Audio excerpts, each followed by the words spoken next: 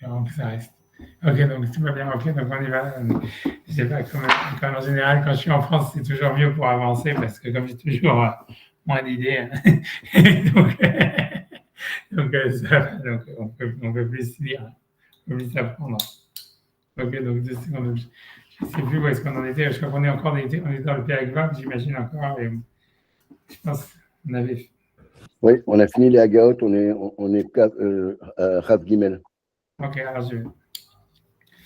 Donc il dit, donc on est page Gimel, donc Pérec Vav, Kav Gimel, donc ok, donc j'ai fait ça après. Donc Vekasher qui aime kol mitzvot bishlemut.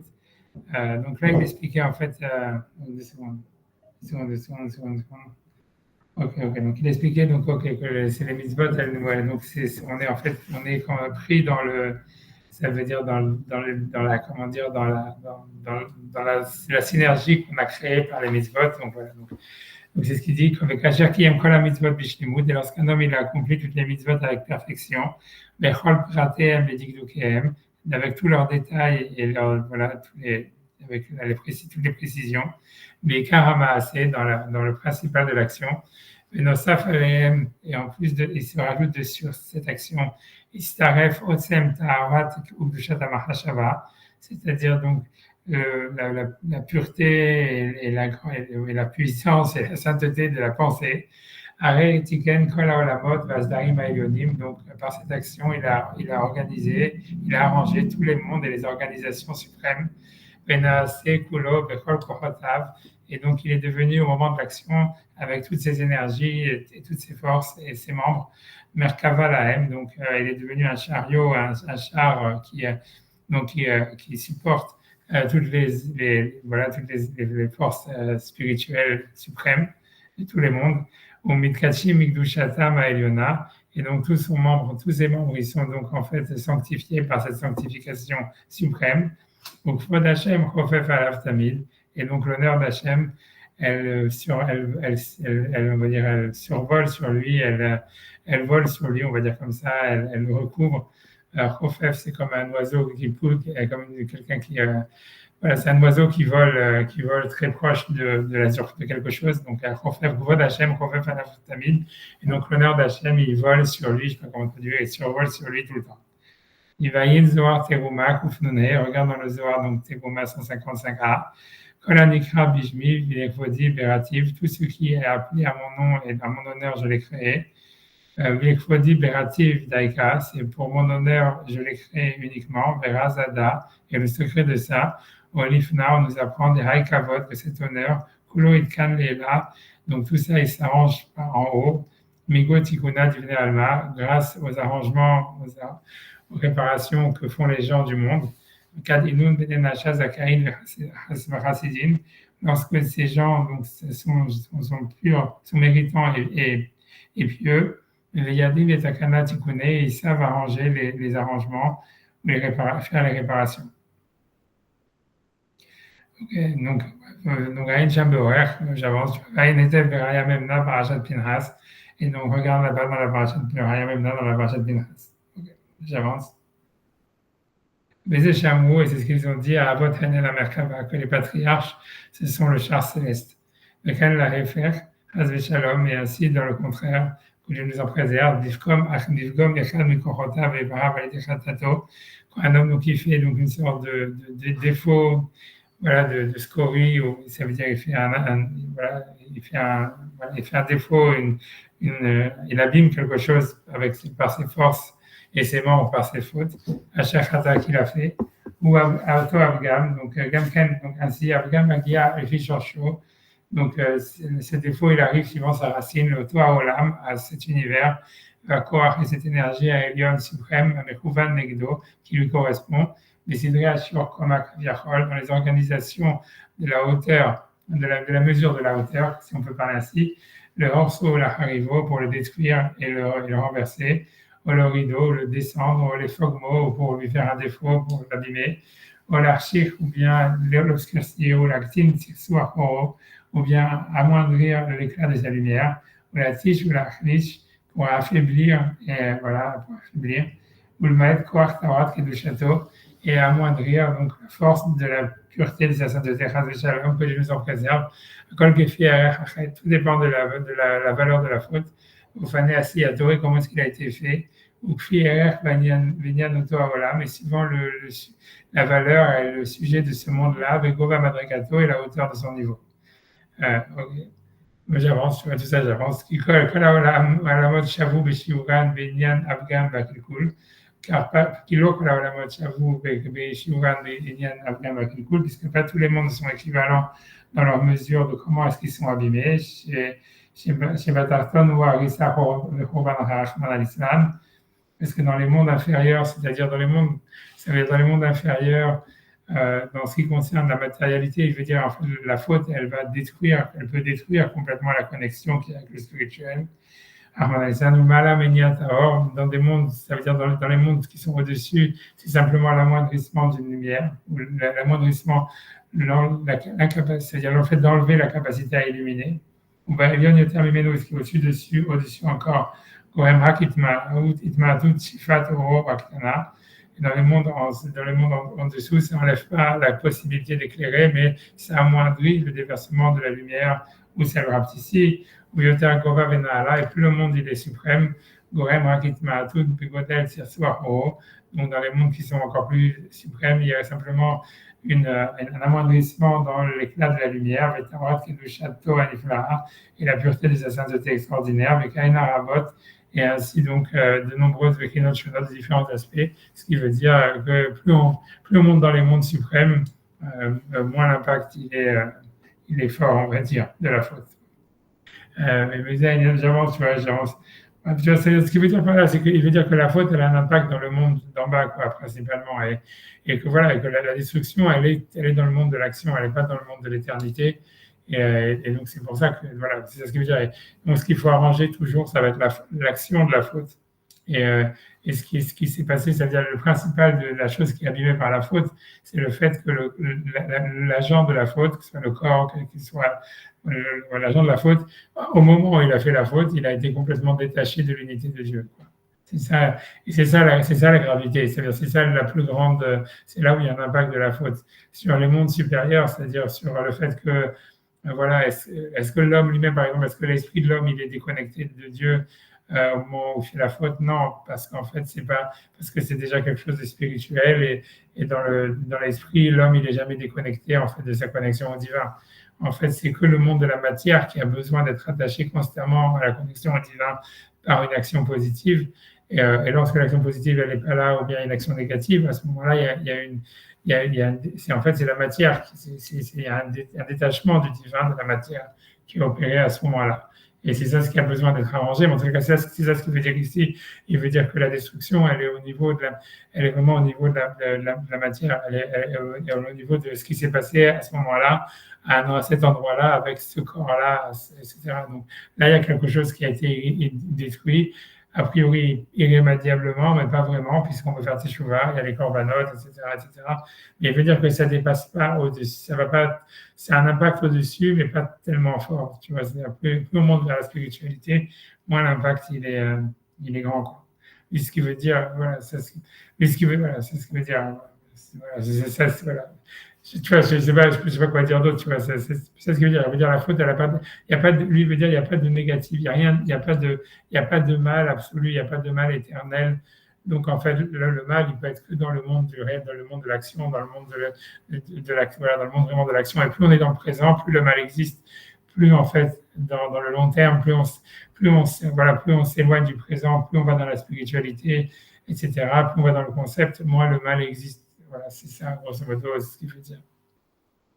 Non, peu importe, tu vois, je veux dire, c'est pas, est-ce que c'est vrai, est-ce que c'est pas vrai, tu vois, etc., j'en sais rien. J'en sais rien, je ne vais pas bloquer sur ça, quoi. Je pense que c'est simpliste comme manière de voir les choses, mais ça veut dire, je ne vais pas épiloguer. Ça veut dire, parce que tu comprends, encore une fois, tu vois, c'est vraiment la vraie question, c'est de savoir est-ce que les fautes qu'on fait, est-ce qu'elles ont un impact sur Dieu réellement, tu vois. Et c'est sûr que la doxa, lui, continue dans cette doxa, même, tu vois, ça veut dire qu'à mon avis, est fausse, tu vois, de dire que non, nos fautes n'ont aucun impact sur Dieu, etc. Et donc, en fait, c'est pour ça qu'ils disent oui, en fait, ouais, les fautes, en fait, elles ont un impact que dans le présent, il il y a pas d'impact d'éternité, le mal n'existe pas. Tu vois, ça veut dire ça veut dire indépendamment de l'homme, etc. Tu vois, mais à mon avis, je suis pas du tout convaincu de tout ça. Je suis pas, tu vois, ça veut dire, je pense, voilà, voilà, mais c'est ce que eux, ils veulent, c'est ce qu'ils veulent dire. Et bon, comme c'est rassurant de le penser, alors autant le penser, tu vois. Et tu vois, on va dire ça, mais je pense, voilà, mais je pense pas que je pense pas que c'est aussi simple. Ah, je viens d'arriver là. Qu'est-ce qui est rassurant?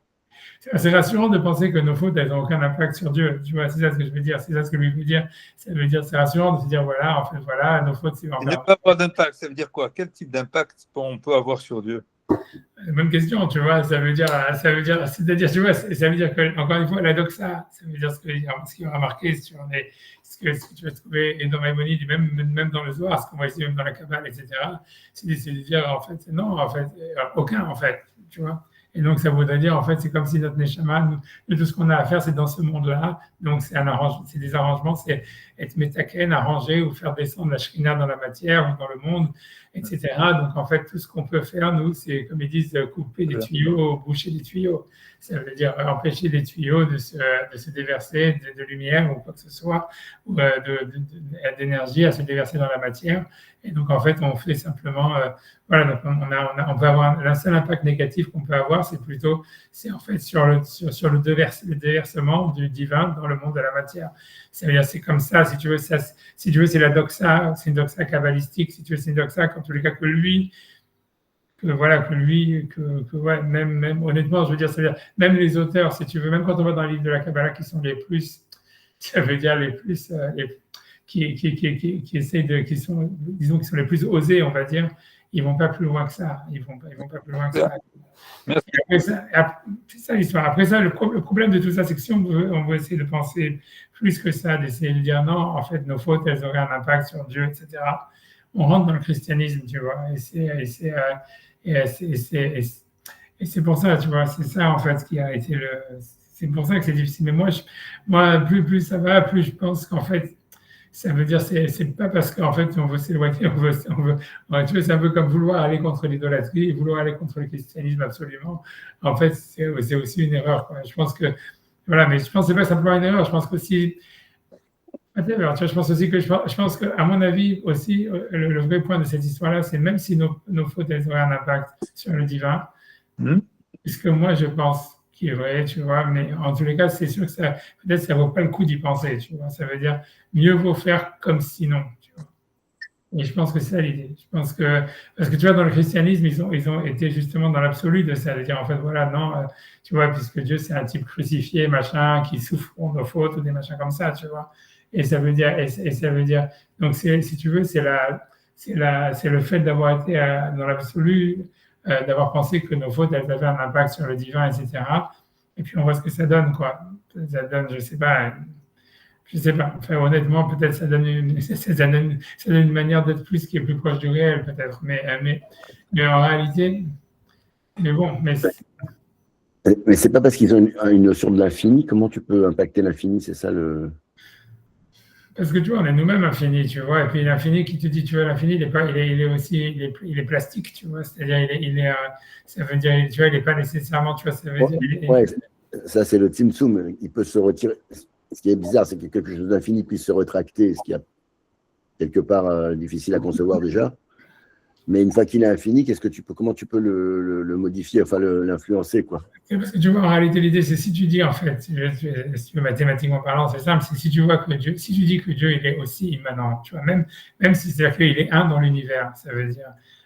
Donc, en fait, si tu veux, même mathématiquement parlant, tu vois, c'est-à-dire, voilà, donc ça veut dire que tout ce que tu vas jouer, tu vois, tout ce qui va avoir un impact sur l'univers, c'est à quelque part, tu vois, ça modifie la structure élémentaire de l'unité de Dieu, tu vois, si en fait, tout est une seule entité, quoi. Donc, c'est clair, tu vois, ça veut dire que voilà, c'est pour ça, tout ça, c'est mieux vaut pas trop y penser, quoi, mais c'est-à-dire, tu vois, mais c'est pas que ça, tu vois, donc c'est tout ça, donc c'est plutôt, voilà, tu vois, mais je pense que l'idée générale, je pense que c'est mieux vaut pas y penser. Je pense, c'est ça l'histoire. Je pense que c'est ça ce que la Mishnah elle dit. Il faut pas réfléchir à ce qu'il y avait avant, qu'est-ce qu'il y a au-dessus de Dieu, qu'est-ce que tu vois, etc. Tous ces machins-là. De dire voilà, c'est comme si quelqu'un a construit un palais sur un vide d'ordures et des choses pareilles. Et donc ça voudrait dire en fait, en fait, tu vois, comme je vous ai dit, ça veut dire tout ce que les Midrashim déjà ils disent, et on voit bien dans la Torah que Dieu, il n'est pas aussi parfait qu'on veut nous faire croire qu'il l'est, quoi. Et en fait, même la Torah n'a jamais voulu faire croire que Dieu était parfait. Et tu vois, mais ça veut dire, c'est que mieux vaut pas, ça veut dire mieux vaut pas trop y penser, quoi. Parce que tu vas rien gagner si tu veux à penser différemment, quoi. Ça serait ça l'idée, tu vois, quelque chose comme ça, tu vois. Ça serait ça l'idée. Côté, ils te disent qu'il faut se rapprocher de Dieu, que ton objectif c'est de te rapprocher de Dieu. Si tu évites ces questions-là, tu te rapproches de quoi? Ouais, non, c'est sûr, je suis d'accord. Non, c'est sûr que tu vois, c'est pour ça que au fond, tu vois, c'est sûr que tu vois, en fait, je suis pas très sûr que la Torah, elle pense non plus qu'il faut se rapprocher de Dieu ou des choses pareilles, tu vois. C'est-à-dire, en fait, c'est parce que tu vois, quand tu compares le christianisme, tu vois, en fait, si tu veux, par rapport au judaïsme, tu vois clairement, en fait, que si tu veux, le christianisme, c'est une religion beaucoup plus, tu vois, théiste, si tu veux, qui donne une part si tu veux, à la divinité, tu vois bien. Beaucoup plus, tu vois, c'est-à-dire que dans le judaïsme, on te dit, voilà, ce qu'il va te dire le Nefesh HaChaim, et ça, c'est clair que c'est la doxa, c'est de dire fais, tu vois, et essaye de comprendre, tu vois, qu'est-ce que tu fais, tu vois, le sens de ce que tu fais, mais commencer à réfléchir sur c'est quoi Dieu, tu vois, quel impact, quelle relation c'est avec le divin, etc. Tu vois, si tu veux, on a l'impression que les Juifs, ils ont vachement éludé la question par rapport aux autres religions, tu vois, et ça veut dire, et voilà, parce que la question, c'est que tu as tout à fait raison de dire qu'en fait, la seule manière, ça veut dire, si tu veux vraiment être proche de Dieu, etc., tu es obligé de penser qu'en fait, tes actions, elles ont un impact sur Dieu, elles ont un truc, et ça veut dire, et donc à ce moment-là, tu rentres dans un autre, tu vois, ça veut dire, tu mets vraiment, c'est pas en fait que tu vas nécessairement humaniser Dieu, c'est pas ça le problème, je pense que c'est surtout que tu mets Dieu à ton niveau quelque part, tu vois, et ça devient, si tu veux, ça devient, voilà, ça devient quelque chose, tu vois, ça devient nécessairement, vu la nature humaine, tu vois, qui manipule, tu vois, comme Lévinas disait, voilà, quand il disait sur les textes de la Bible qu'on ne peut pas manipuler à main nue, parce que les textes de la Bible, ils impurifient les mains, etc. C'est cette même idée, c'est-à-dire, à partir du moment où tu vas commencer à manipuler ces idées-là, tu vas devenir impur ou tu vas juste, tu vas impurifier la religion, ce qui s'est passé avec le christianisme. Mais je pense, tu vois, mais voilà, mais donc je pense que c'est ça le problème. Mais ça veut dire, voilà, mais au fond, tu vois, ça veut dire, après, ça veut dire pour ne pas arriver à ça, en fait, si tu veux, dans le judaïsme, on a mis, si tu veux, ça veut dire, on a mis il y a plein de garde-fous, si tu veux, qui ont été, comment dire, voilà, des garde-fous, tu vois, théoriques, tu vois, qui, à mon avis, sont faux, tu vois, mais tu vois, mais ils ont été mis pour justement qu'on ne vienne pas à manipuler, en fait, le Dieu, quoi. Et a priori, tu vois, c'est tout, je veux dire, c'est tout ce que tu vois, c'est tout, je pense que c'est à ce que je pense, je pense comme ça. Non, tu vois, c'est compliqué, tu vois, c'est difficile, tu vois, tu vois, je sais, tout ça, ça veut dire, c'est sûr. Ouais, ça veut dire, ouais. Je sais pas, c'est à partir du moment où, à mon avis, tu vois, c'est-à-dire que si tu veux, la prophétie ou le rapport au divin, il a été, comment dire, il a été, comment dire, il a été conditionné par des actions. Tu vois, automatiquement, ça veut dire qu'on te dit, voilà, en fait, tu dois manger cachère, tu dois mettre les tefilines, etc., etc. Automatiquement, ça veut dire que tu veux plus regarder Dieu en face, quoi, si tu veux.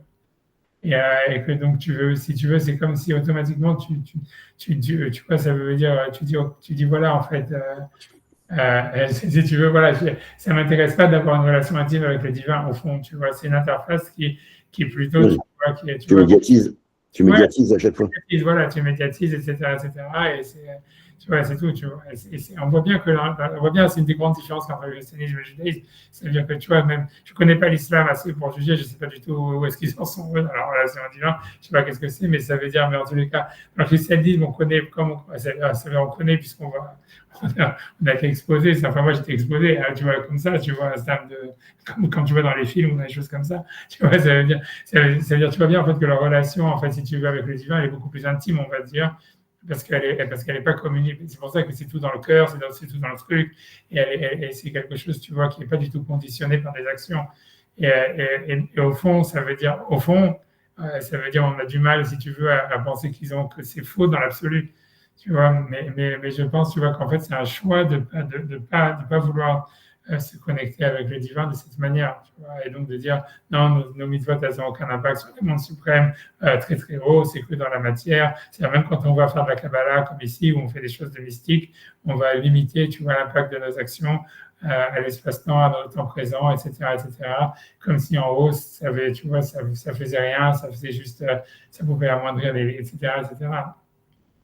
Tu vois, tu vois, je pense, voilà, c'est tout. Je pense que c'est un choix, en fait. Mais est-ce que c'est vrai? Je crois pas, tu vois. Et ça veut dire, mais voilà. Et je pense, pour être plus, même si vous voulez, moi, ce que je pense plus que ça, c'est, si tu veux, je pense qu'au fond, tu vois, ça veut dire que moi, je pense que ce qui est encore toujours fondamental, c'est la Kriyat Yitzhak. Je pense vraiment que la Kriyat Yitzhak, c'est un truc hyper fondamental parce que c'est là, on voit bien, et c'est ce qui fait le point d'achoppement avec l'islam, où ils ont dit, tu vois, que c'est moi, c'est comment il s'appelle, Ismaël, qui a été truqué, ou même avec le christianisme, on voit bien en fait que la crucifixion, c'est vraiment un truc, tu vois, de la Kriyat Yitzhak, etc. Mais je pense, parce qu'en fait, si tu veux, je pense il y a comme une sorte, dans la relation, dans l'essence même de la religion, il y a comme une sorte, il y a clairement une concurrence, si tu veux, entre, si tu veux, l'homme et Dieu, quoi. C'est-à-dire que ça veut dire que c'est grosso modo, tu vois, je te dis, c'était François Moria qui disait ça, et je pense que ça reste un vrai truc, c'est soit j'existe et Dieu n'existe pas, soit Dieu existe et moi je n'existe pas. Tu vois, c'est exactement ça. Ça veut dire, le dilemme, il est vrai, tu vois, dans l'histoire. Et c'est pour ça, moi, je pense en réalité que l'idée, c'est comme si tu veux, c'est-à-dire que dans la relation intime au divin, il y aurait une mystique, tu vois, telle qu'elle est vécue chez les chrétiens, tu vois, dans l'existence monastique, ou même d'une manière générale, ça veut dire tel qu'en fait, ils appréhendent l'expérience mystique chrétienne. En réalité, à mon avis, c'est vraiment c'est vécu par Dieu, et qui je suis pour parler à sa place, mais je pense comme ça. Tu vois, c'est vécu, je pense, à mon avis, c'est vécu par Dieu, en tous les cas, pour les sages du judaïsme, c'est vécu par Dieu, si tu veux, ce viol, pas comme un viol, mais carrément comme vraiment voilà, vraiment une crucifixion, comme si on venait tuer Dieu, si tu veux. C'est-à-dire que puisqu'en fait, si tu veux, Dieu, en fait, si tu veux, d'une certaine manière, à mon avis, il est comme si tu veux, il est violé. C'est à la conscience humaine du divin. Ça veut dire, Maïmonide, il dit, en prenant Platon, il dit, oui, plus un homme il a conscience du divin, plus Dieu il est proche de lui, etc. Et plus il l'unifie à Dieu, etc. Comme si tu vois, c'était, si tu veux, ça, le summum absolu, en fait, de ce que l'homme il pouvait arriver, ce qui devait arriver. Et moi, j'ai compris, à mon avis, qu'en fait, c'est exactement ce qu'il ne faut pas faire. C'est-à-dire que, tu vois, c'est parce qu'en réalité, ça, c'est vécu par Dieu comme une souffrance, si tu veux. C'est possible qu'en fait, si tu veux, Dieu, si tu veux, c'est vrai que peut-être au fond, c'est possible, tu vois, que c'est une personne qui est comme ça, elle est aimée d'Hachem, etc., et blablabla, et qui a la prophétie, elle a une protection, une ashgara pratique, comme il dit Maïmonide, etc. Mais je pense qu'au fond, c'est pas du tout c'est pas ce que Dieu voudrait pour Dieu, en fait. C'est-à-dire, pour lui, ça l'oblige, en fait, à lui-même à justement avoir une conscience aiguë, en fait, du présent et du monde tel qu'il est, etc. Et c'est pour lui, si tu veux, cette obligation qui lui mettrait à consciemment, si tu veux, à rentrer dans le monde du présent, c'est vu comme c'est vécu comme, à mon avis, tu vois, enfin, ça, à mon avis, tu trouveras ça nulle part écrit, mais moi, c'est ce que je pense, et je suis persuadé, encore une fois, je ne sais pas si la persuasion est faux, mais c'est mathématiquement, c'est comme ça que ça donne, si tu fais les maths jusqu'au bout. Ça veut dire c'est vécu par Dieu comme en fait comme une douleur, comme une violence qui doit s'imposer justement pour être en connexion avec, si tu veux, avec la conscience humaine. Et qu'en fait, si tu veux, le don de la Torah, etc., comme la création du monde, etc., c'est justement une manière pour Hachem, si tu veux, de créer une interface qui lui permet justement de ne pas avoir à descendre dans ce monde, si tu veux, tu vois, ou à gérer si tu veux, sa présence, etc., où il n'est pas besoin, si tu veux, de lui-même, si tu veux, de se manifester, quoi. C'est-à-dire de s'intégrer dans la matière ou dans la conscience humaine d'une manière trop invasive ou trop prégnante, parce que ça rompt, tu vois, ça veut dire, voilà, c'est pas l'équilibre qui avait été voulu, tu vois, dans la création de l'homme. Voilà, et c'est en fait, tu vois, c'est ça, tu vois, je veux dire, quand Hachem crée l'homme, il lui dit vas-y, voilà, multipliez-vous, tous ces machins-là, va conquérir la terre. Il dit pas, prosterne-toi à moi et amène-moi des sacrifices. Tu vois. Attends, je te laisse, t'es en mute, t'es en mute. Là, je dis, tu l'as choqué, on l'a perdu là. Ouais. Non, mais ça, tu vois, Ah, donc voilà. j'ai choqué, mais ça veut dire, tu vois, c'est ce que je veux dire, c'est voilà, c'est Hachem, il n'a pas dit, prosterner, quand il a créé l'homme, prosterne-toi à moi et apporte-moi des sacrifices. Il a dit, non, va conquérir la terre. Et ça, donc voilà, et conquérir la terre, c'est Il a accepté le sacrifice de voilà, Hélène quand il même. accepte les sacrifices, tu comprends, mais on voit bien que c'est pour Hachem. Tu vois, c'est ce que le Rav Kook dit, tout ça, qu'Hachem, il n'avait jamais demandé, etc. Ça veut dire même le sacrifice animal et tout ça. Mais donc, ça veut dire qu'en fait, il accepte parce que tu vois, il sent que l'homme, il en a besoin, tout ce que tu veux, mais qu'au fond, c'est pas, tu vois, ça veut dire, c'est pas, tu vois, c'est pas ce qu'il voulait, c'est pas, tu vois, c'est plus, ça mène que des merdes d'ailleurs, tu vois, je veux dire, c'est le crime, le machin, le ragnagna, et il accepte difficilement, tu vois, pourquoi il n'a pas accepté le premier, tu vois, et ça commence à foutre la merde partout, tu vois. Grosso modo, on voit bien que la religion, ça fout la merde. Et donc ça veut dire, et voilà, donc ça veut dire, et donc, alors qu'est-ce que ça veut dire, tu vois, c'est la question, tu vois. Alors nous on dit, tu vois, en fait, Hachem il a donné la Torah, etc. C'est parce qu'en fait, c'est justement une manière en fait de créer une société, tu vois, où l'homme il peut se développer, s'épanouir, etc. Tout en ayant une proximité avec le divin, sans qu'en fait, tu vois, si tu veux, c'est une relation au divin apaisée ou gérée, si tu veux. Mais et voilà, mais ok, c'est compliqué, tu vois. Ça veut dire, tu vois, en gros, ce que, à mon avis, vraiment, ce que Dieu veut, c'est vraiment une connexion d'égal à égal. C'est vraiment ça, en fait. C'est ça le but. C'est vraiment que l'homme, il soit vraiment, il est vraiment une connexion d'égal à égal. C'est compliqué à expliquer comment c'est possible, etc. Mais c'est clair que c'est ça ce qu'il veut. Ça veut dire, il veut pas d'un homme qui ignore le divin. Il veut pas non plus, tu vois, d'un homme qui est soumis au divin ou qui, tu vois, qui vit dans une quête de retour vers même, tu vois, de proximité ou quoi que ce soit avec le divin, etc. Il veut, en fait, quelqu'un, tu vois, ça veut dire vraiment comme, tu vois, comme c'est décrit, tu vois, dans les chérubins, où il y a les deux chérubins qui se regardent, etc. Toute l'histoire, tu vois, on voit bien que c'est un mariage, tu vois, l'idée du mariage, à mon avis, elle est vraie. Tu vois que c'est vraiment une relation, il cherche, en fait, et que n'importe quel homme, en réalité, qu'est-ce qu'il cherche dans un mariage? C'est une relation d'égal à égal. C'est ça, si tu veux, c'est ça la recherche. Après, est-ce que c'est possible? Parce qu'on n'y arrive généralement pas. Mais ça veut dire qu'au fond, c'est ça la recherche à la base. Tu vois, quand tu comprends que c'est ça la recherche. Donc, voilà. Donc, après ça, tu vois, c'est exactement comme si tu disais, tu vois, quand on va dire maintenant, si on dit, comme il dit ici dans les Féchach Haïmoué, quand on fait des fautes, en réalité, non, mais ça lui fait pas mal et tout ça.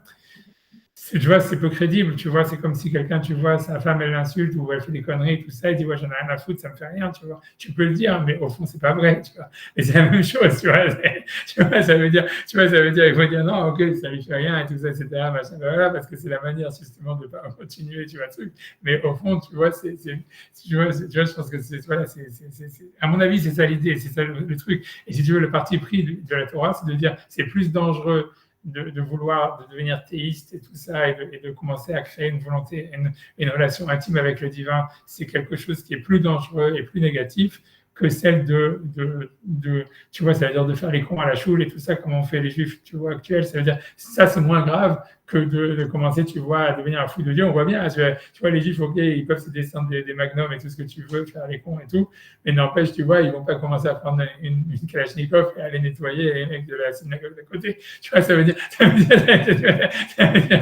vois, c'est tout, tu vois, c'est parce qu'en fait, voilà, c'est parce que comme là, il y a cette distance, si tu veux, avec le divin, où tu vois, et en fait, si tu veux, ça fait que le fait d'avoir cette distance, c'est une limitation, à mon avis, puisque bon, c'est vrai, quand on rentre dans une choule, on a plus l'impression de rentrer dans une foire ou dans un zoo et tout ça, etc.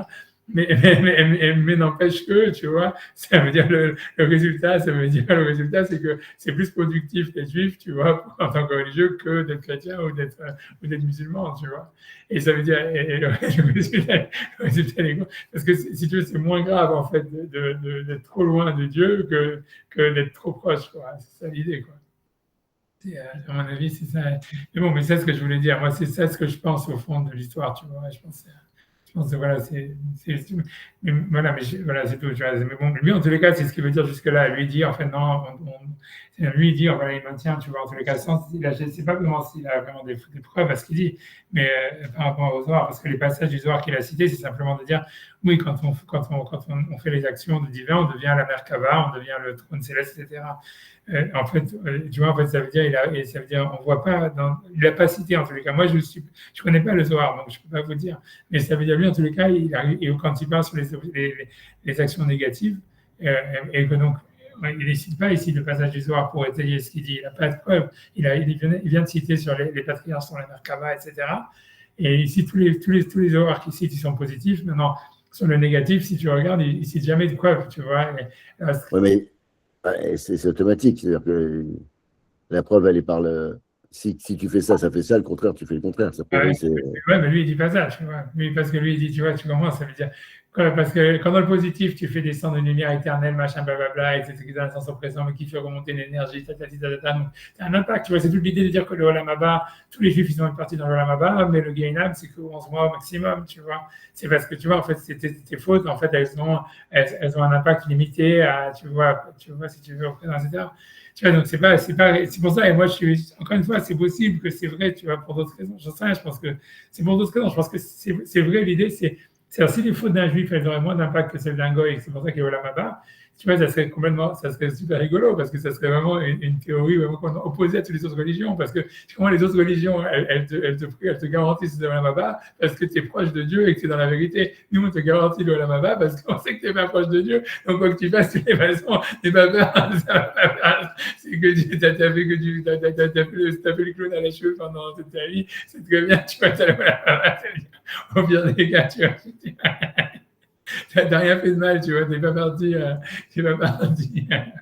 emmerder les autres que dire que tu connaissais la vérité, tu vois, c'est le principal, quoi, tu vois. Et grâce à ça, tu vois, on a les barrières au bowling, là, tu sais, tu peux pas perdre.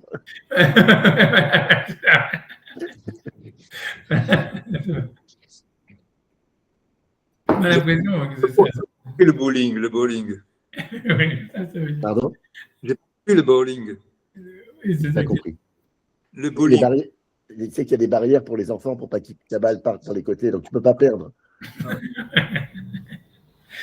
Je sais. En tout cas, c'est ce qu'il dit, je sais pas, moi, je vais pas rentrer là-dedans, encore une fois, je sais pas.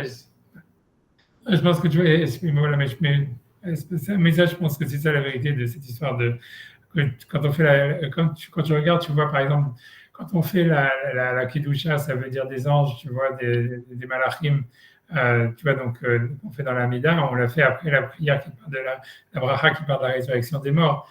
Et ça veut dire, comme lui-même il va expliquer, ça veut dire a priori cette idée tu vois, c'est-à-dire qu'a priori la Kedusha, c'est le moment le plus haut en fait de la Kedusha dans la Tfila. C'est cette qu'on peut réciter que quand il y a un minyan, etc. A priori, c'est la Kedusha qu'on fait pendant la Chazara de la Tfila, de la Mida, et voilà, etc.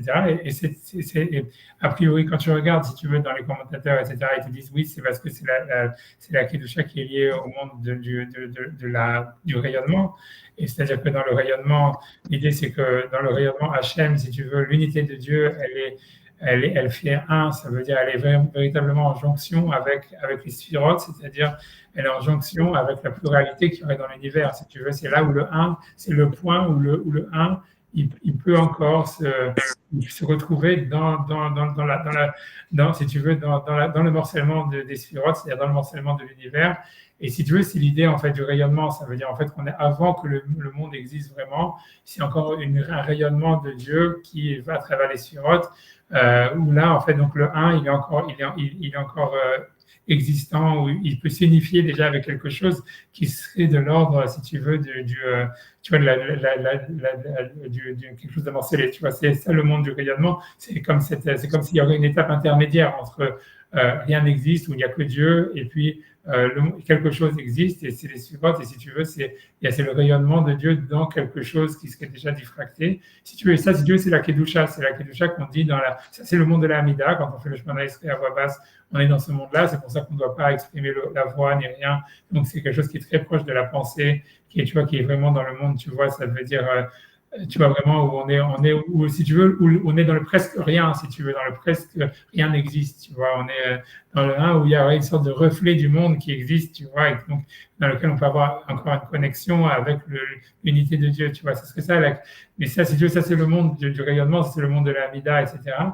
Mais si tu veux, mais en tout cas, ce que je veux dire, c'est que la Kedusha qu'on fait, la Kedusha, la raison, à mon avis, pourquoi on fait la Kedusha, le Nagdishach, le Naritzach, etc., à ce moment-là, dans la prière de la résurrection des morts, c'est parce que moi, à mon avis, cette histoire-là, c'est que le fait, c'est comme si on vient importuner Dieu, si tu veux, d'une certaine manière, tu vois, en pensant à lui, grosso modo, et même en voulant, tu vois, en voulant le représenter à travers la prière, etc.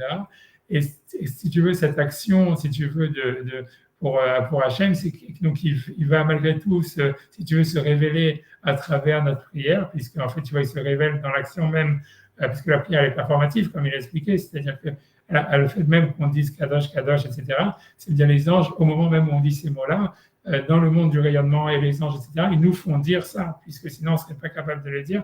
Donc c'est de cette manière qu'il y a une réunification avec le divin.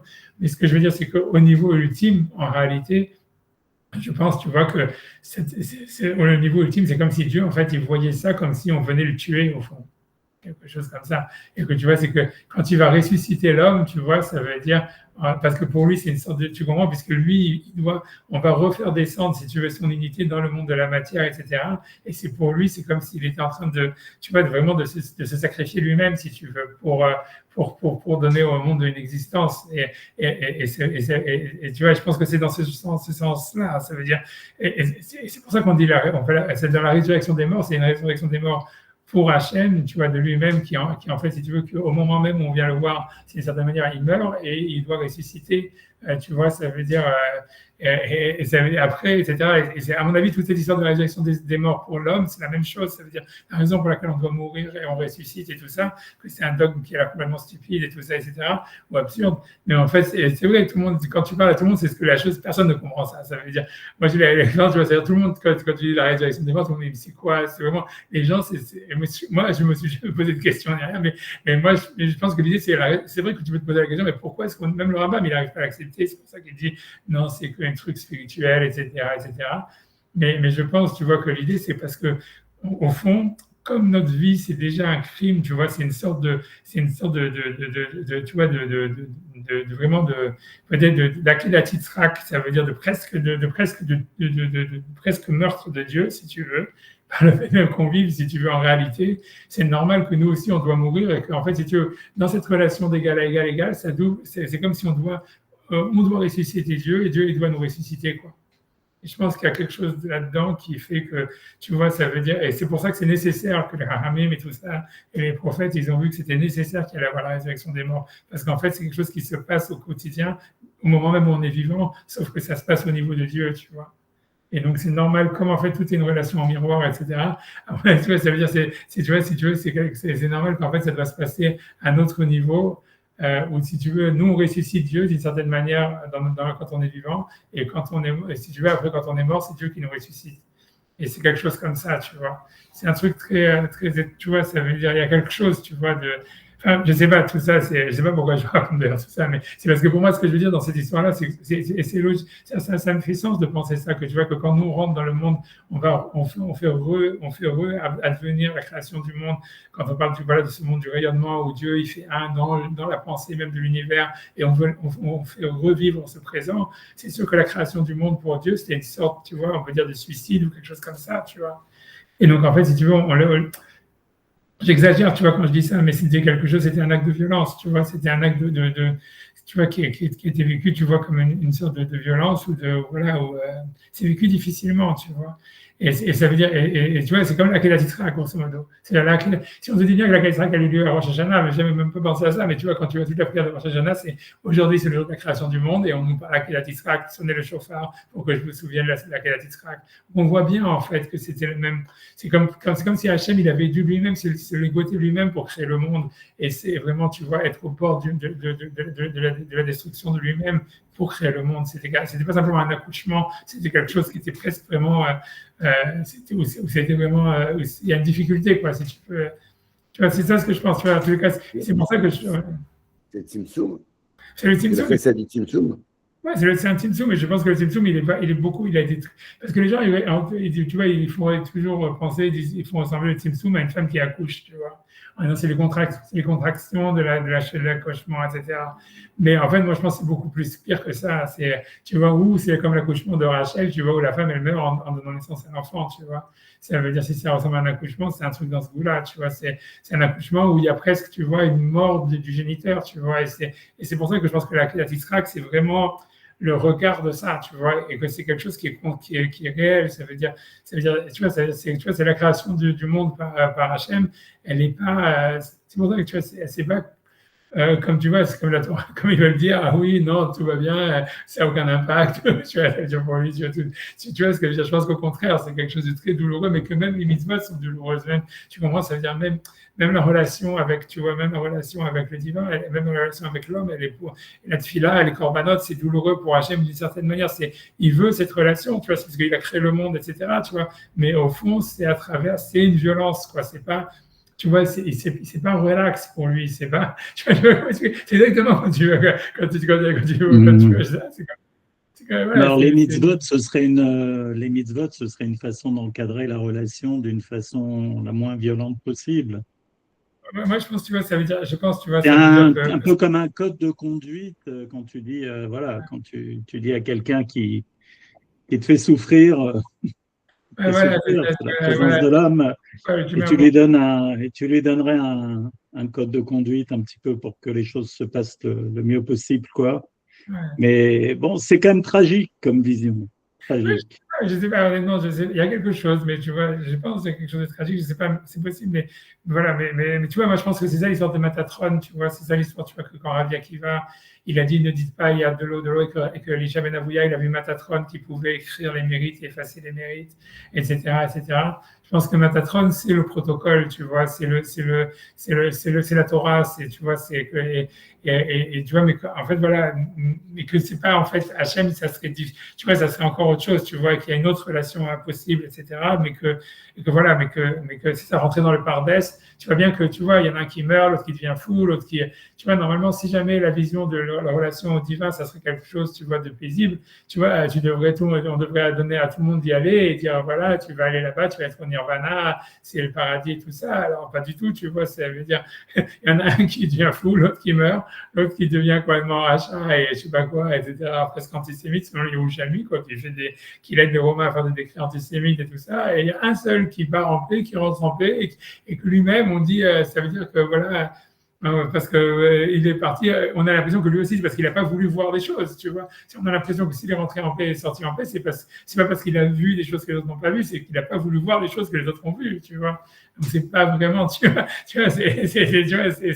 voilà, c'est tout. Et ça en dit long, ça en dit long, ça en dit long. Tu vois, ça veut dire, mais Il a rien vu alors? Il avait les yeux bandés? Comment ça? Je comprends le pas. vrai qu'il n'a pas rien vu, il a pas été voir plus loin que ce qu'il pouvait, quoi. C'est ça l'histoire, tu vois. Je pense qu'il y a quelque chose, tu vois, qu'il ne faut pas. Tu vois, c'est ça. Tu vois, je pense que c'est tout, tu vois. Et pourtant, Rabbi Akiva, c'est quelqu'un de grand.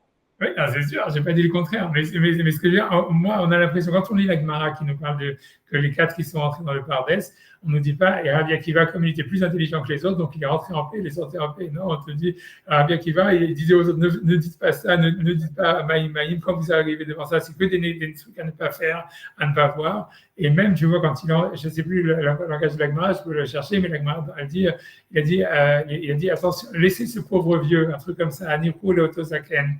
Laisser ce pauvre vieux, on a l'impression qu'il est venu avec énormément de modestie, avec énormément de, tu vois, c'est-à-dire profil bas, etc., quoi. Alors que tu vois que l'Elisha Ben Avouya, lui, en fait, tu vois, il dialogue avec les types, tu vois, ça veut dire, on nous dit qu'est-ce que l'Elisha Ben Avouya, il a vu, qu'est-ce qu'il a dit dans le Pardès, on nous dit rien de ce que Rabbi Akiva, il a vu ou il a dit dans le Pardès, tu vois. On a l'impression que lui, il n'a rien vu du tout. Ou tu vois, je sais pas exactement, tu vois. Mais pour moi, il a vu la même chose que l'Elisha Ben Avouya, sauf que tu vois, il a fermé sa gueule, c'est tout, tu vois. Tu vois, ça veut dire. Ouais, je pense quand même que les relations, bon, dans le christianisme, dans l'islam, ça, ils sont quand même restés au stade de l'affect, c'est-à-dire on ne se remet pas effectivement de la création, donc on est condamné à revivre bon, avec une relation comme ça. Bah, nous, enfin bon, je pense que la Torah, quand même, c'est une volonté de sublimer un petit peu cette relation affective avec Dieu. C'est d'essayer de l'organiser. Bon, a priori, c'est lui qui a voulu cette relation. C'est lui. Ça vient pas, je veux dire, c'est pas nous qui avons proposé un code de loi pour organiser la relation. C'est lui qui l'a organisé, c'est lui qui l'a codifié, qui l'a donné. Donc, je pense qu'on sort du stade, on rentre dans un monde de responsabilité, on sort du stade de l'affect. Je pense que, si on se met du point de vue de Dieu, évidemment, c'est quand même une forme de relation qui sera moins douloureuse d'une certaine façon, qui sera moins douloureuse que toucher à l'affectif comme ça. Effectivement, c'est violent, je veux dire, et du côté des chrétiens et du côté des musulmans. On voit que ça verse effectivement dans la violence parce que c'est quelque chose qui est vécu justement à ce stade-là. Nous, mais ce que je veux dire, a priori, voilà, bon, je veux dire, même dans les relations humaines, si tu es au stade affectif, c'est sans arrêt, on va dire, dans une sorte de violence. Si tu organises les choses, voilà, comme dans un couple aussi, c'est pareil. On organise, bon, alors c'est peut-être pas, ça sera peut-être pas la, voilà, si on veut exister, si on veut pas qu'il y ait de fusion, si on veut pas, je veux dire, il faut qu'il y ait quand même un code au milieu. Bon, après, c'est très mystérieux. Bon. Mais je suis d'accord avec ça. Tu vois, je veux dire, est-ce que tu vois, moi, une des choses qui m'a mis fait plus la puce à l'oreille, c'est, tu vois, il y a une Gemara dans Ketuvot qui raconte l'histoire, tu vois, du rabbi qui marie son fils. Et il y a en fait, donc, il marie son fils. Mais au début, donc à l'époque, si tu veux, l'idée, c'est que tu fais d'abord que des kiddushin, et ensuite tu te maries, tu fais la choupa. Et donc au début, quand il fait le mariage avec le beau-père, etc., avant les kiddushin, ils se mettent d'accord qu'entre les kiddushin et ça veut dire et le mariage, il va aller étudier pendant 12 ans la yeshiva. C'était, tu vois, ça veut dire ok, c'est ce qui est mis d'accord, etc. Et puis le docteur il dit ok, avant de faire les kiddushin, il va rencontrer quand même la fille. Alors il rencontre la fille et tout ça. Alors il dit à son père, il dit 12 ans c'est beaucoup, peut-être que 6 ans c'est bon, tu vois. Alors son père il remet et c'est ça remet dans la Gemara. La Gemara dit oui, d'accord, ok, etc. Ok, 6 ans. Et après ça, la fille elle repasse encore devant lui, etc. On dit mariage, il dit non, je peux pas. D'abord je me marie, après je vais à la yeshiva. Alors c'est ça, Rabbi, il dit ah voilà, c'est exactement comme à Kadosh Baruch Hu. Quand tu regardes, tu vois quand Hachem nous a sortis d'Égypte, il y avait marqué Teviemo. C'est ça, c'est le Gemara. Teviemo Betitaemo. Ça veut dire d'abord je vais les amener en Israël, ensuite je vais leur donner la Torah, où je vais construire le Beth Amikdash. Mais en fait, si tu veux, c'était ça le plan, puisque c'est ce qu'on voit bien, ce qui est dans la Shirat Hayam, c'est ce que les Bnei Israël ils ont dit, et ce qu'a priori il avait montré en prophétie aux Juifs. Mais qu'en fait, il a tellement aimé les Juifs, etc., qu'au bout de 40 jours, il a dit, OK, non, je vais leur donner la Torah. Ça veut dire, et donc, c'est pour ça qu'il leur a donné la Torah avant même, tu vois, qu'ils soient en Israël ou qu'ils construisent le Beth Amikdash, etc. Mais donc, ça, c'est la Gemara dans Ketuvot qui dit ça, etc. Mais ce que je pense, en tout cas, ce qui est intéressant, c'est que, parce que, en fait, si tu fais la réciproque de ce que ça veut dire qu'en fait, pour Hachem, tu vois, ça veut dire, quand nous, on est en Israël, ou c'est ça, et qu'on est dans le monde de l'action, tu vois, c'est comme si lui, il était à la yeshiva, tu comprends? Par contre, parce qu'il faut faire la réciproque, puisqu'on te dit ça, tu vois, c'était entre partir à la yeshiva et se marier, tu vois. Ça veut dire, a priori, ça veut dire que quand nous, on est dans le monde de l'action, etc., même tu vois, ça veut dire, voilà, qu'on est dans la terre d'Israël, qu'on travaille, qu'on fait des machins, etc., que la relation qu'on a avec Hachem, tu vois, c'est comme si, peu importe, c'est comme si on était à la yeshiva. Quand est-ce qu'en fait on est marié, quand est-ce qu'Hachem se considère vraiment marié avec nous? C'est quand on étudie, puisque tu vois, c'est quand il nous donne la Torah, tu vois. Donc ça veut dire, en réalité, c'est sûr qu'à travers la Torah, il y a plus d'intimité, en fait. Si tu veux, c'est parce qu'en fait, au fond, grosso modo, ce que ça veut dire, de ce que ça nous apprend d'Hachem, cette histoire, ça nous apprend qu'Hachem, c'est un nerd, en fait. C'est un mec, tu vois, qu'en fait, ça veut dire, lui, il est, tu vois, ça veut dire, le monde extérieur, ça le fait chier à mort et tout ça, etc. Donc, ok, tu vois, il est obligé, tu vois, c'est exactement comme, tu vois, quand un homme, il va à l'Yeshiva, ça veut dire, ok, ça le fait chier d'y aller, il y va, il va se forcer à étudier à l'Yeshiva pendant 12 ans. C'est ce même effort, si tu veux, cette même difficulté, si tu veux, que c'est cette chose qui n'est pas naturelle, tu vois, pour un homme, tu vois, d'aller 12 ans à l'Yeshiva, grosso modo. En fait, c'est Hachem, il a exactement la même violence quand il doit aller avec nous dans le monde du travail, dans le monde de la réalité, etc. Et que pour lui, en fait, il se sent bien, ça veut dire qu'il est vraiment dans l'intimité, etc., comme un homme quand il est dans sa vie normale, que quand nous on a la yeshiva, quoi. Et donc ça veut dire grosso modo, ce que ça veut dire, c'est puisqu'on voit que c'est ça la symétrie, tu vois. Mais donc ça veut dire qu'on voit, en fait, donc c'est à dire il y a une intimité à travers la Torah, c'est-à-dire grosso modo, c'est parce qu'en fait, comme tu dis, Hachem, il est sûrement moins affectif qu'on le pense. Tu vois, ça veut dire, même si, tu vois, l'idée, c'est ce que la Torah te dit. C'est pour ça qu'en fait, ça veut dire, c'est comme avec un mec, tu vois, qui est super nerdy ou qui est super, tu vois, intellectuel. La véritable, quand est-ce que tu peux vraiment avoir une intimité avec un mec comme ça, c'est quand toi, tu fais des maths avec lui, si tu veux. Donc, ça veut dire, donc, ça veut dire, c'est quand on étudie la Torah, c'est un peu comme si on faisait des maths avec Hachem, on est plus, tu vois, ça veut dire, on est plus intime avec lui que quand, tu vois, si tu veux, on fait autre chose, tu vois, parce que pour lui, c'est OK, il est avec nous, ça, mais c'est réfléchi, quoi, grosso modo, quoi. Mais je pense que, voilà, tu vois, mais peu importe, tu vois, mais peu importe, mais je veux dire, il y a un truc comme ça, c'est pour ça, je pense que c'est sûr que dans la Torah, il y a quelque chose, tu vois, voilà, mais au fond, c'est comme dit, si on sort de l'affect, c'est aussi une manière aussi, tu vois, voilà, je pense qu'il y a quand même une manière aussi de pas, voilà, de pas envisager, tu vois, cette proximité avec le divin comme étant quelque chose, tu vois, qui est, tu vois, absolu. Ça veut dire, voilà, c'est tout. Et je pense que cette manière de dire oui, non, nos fautes, elles n'ont aucun impact en haut, c'est vraiment une manière de créer une grosse distance, si tu veux, avec le divin, etc. Et ça permet, en fait, si tu veux, d'avoir une synagogue comme on les connaît, tu vois, vous savez dire, etc. Ouais. Et ça veut dire, tu vois, et ce qui est, en fait, voilà, ce qui est pas mauvais, tu vois, puisque voilà, ça veut dire, parce qu'en fait, voilà, le fait d'être trop proche d'Hachem, c'est quelque chose, en fait, qui est dangereux, quoi, c'est ça l'histoire. Et donc, il ne faut pas se mettre à sa place. Grosso modo, l'idée, ça serait qu'il ne faut pas se mettre à sa place. C'est possible, en fait, c'est très possible, en fait, tu vois, que nos fautes, elles ont un impact sur Hachem, qu'il y aurait une souffrance, qu'il y aurait quelque chose, tu vois, en fait, mais qu'en fait, l'idée, c'est, contrairement à ce qu'ils font tous les chrétiens, etc., de se mettre à sa place. Je pense que l'idée, c'est que, tu vois, ce qu'il ne faut pas faire, c'est se projeter et se mettre à sa place pour dire, ah, je souffre du fait que je vais souffrir Hachem ou des choses comme ça, tu vois. C'est ça le truc qu'il ne faut pas faire, quoi. Donc, et pour se prévenir d'arriver à ça, alors autant penser, non, ça n'a aucun impact. Mais je pense que c'est pas vrai. Je